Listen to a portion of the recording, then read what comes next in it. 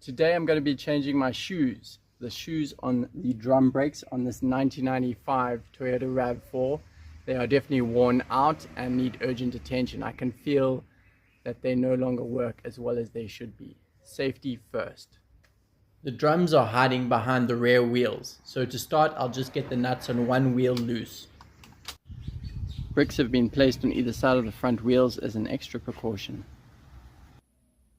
Make sure the Rav4 is parked on a flat surface and in neutral, and then drop the handbrake. The jack point for the back of the car is over there. Who needs gym when you can just lift cars and logs? I'm putting the log there just in case the jack moves. Once again, this is just a reminder to not do anything that I do. Once the car is high enough, you can take off the lug nuts and wheel. These Dunlop 83s are fantastic tires, by the way. Hammer time! After a few knocks, the drum should pull off. The shoes and braking mechanisms are now exposed, so we can spray them with brake cleaner. The bucket is just there to catch all the filth.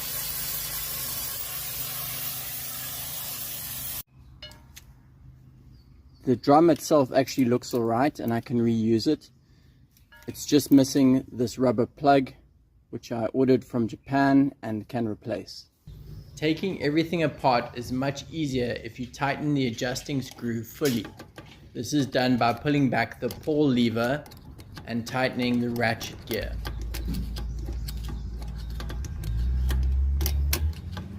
Even after the adjustment, the larger spring was more tense than a meeting between North and South Korea.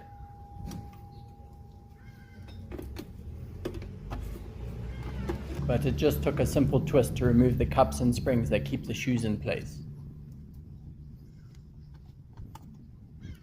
Next, take the pin out from the back, remove the shoe and the lower spring, and then repeat the process on the opposite side.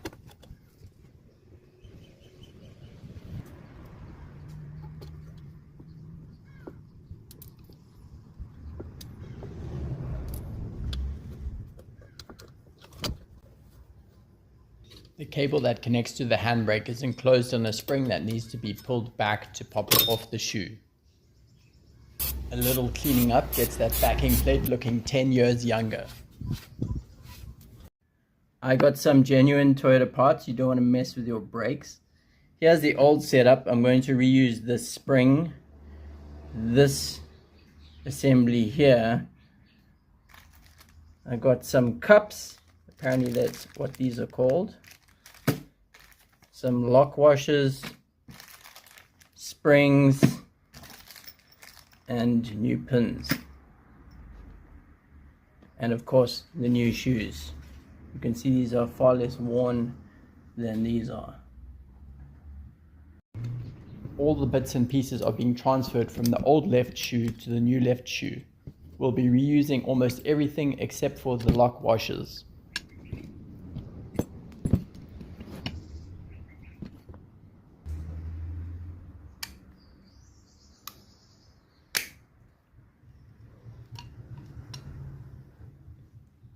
Yeah, that goes on there.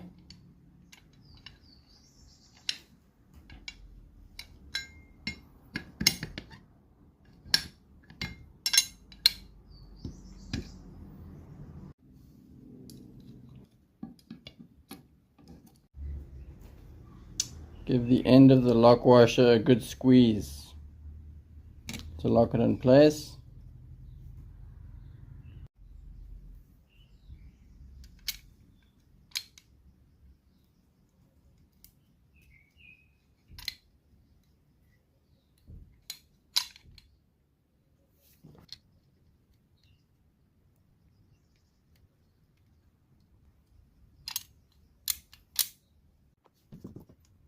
Puzzles are fun, but I would not recommend this one for small children.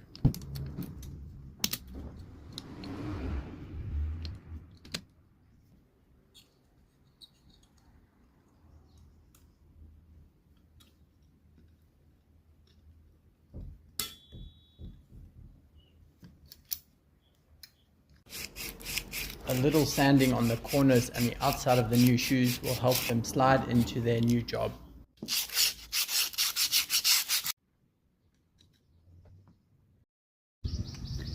Put some white lithium grease on the points where the shoes rub.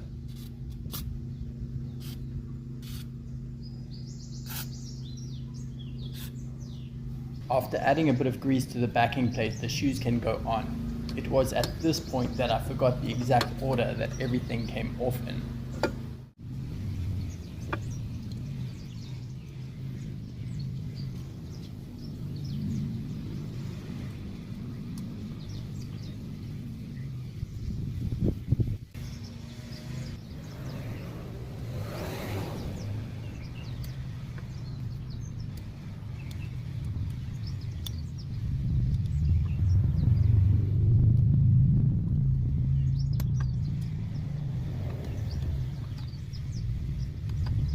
It would have been easier to attach the handbrake cable and lower spring first, but easy is not my style and I got everything in place anyway.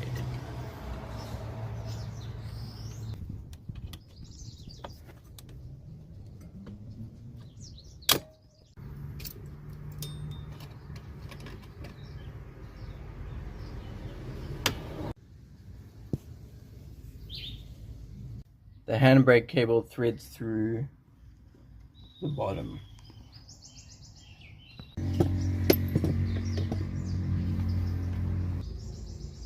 To get this top spring in place, I had to leverage the pliers off the edge of the hub just to give it enough force to actually move that spring, but it did eventually go into that hole.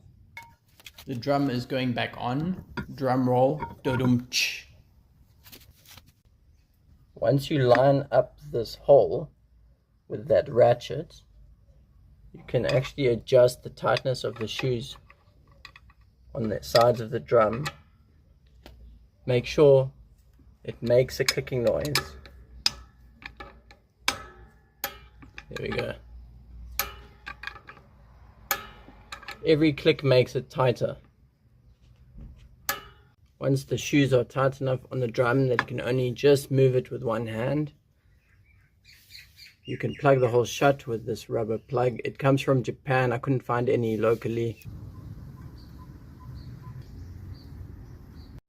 After the drum roll, the wheel can go back on and tighten the lug nuts, but not too firmly.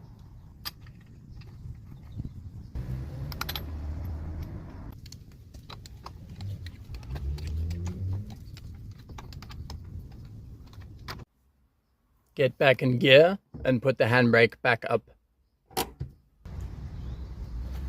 Logging out.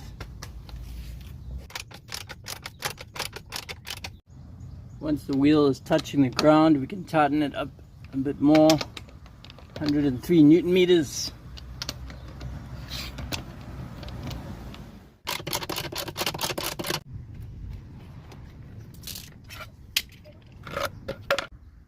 This side is done. Before tending to the other side, I'm going to take a break from the brakes. Round 2.